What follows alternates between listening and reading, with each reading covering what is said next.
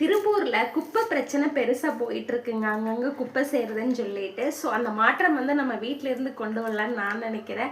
அதுக்காக எனக்கு தெரிஞ்சு இப்போ குப்பையும் பிரிச்சு கொட்ட சொல்லி ஸ்டெப் எடுத்திருக்கிறாங்க. நம்மளும் அதை வீட்ல இருந்து பண்ணோம்னா கொட்டுற நம்மளுக்கும் ஈஸியா இருக்கும், வாங்குற அவங்களுக்கும் ஈஸியா இருக்கும்.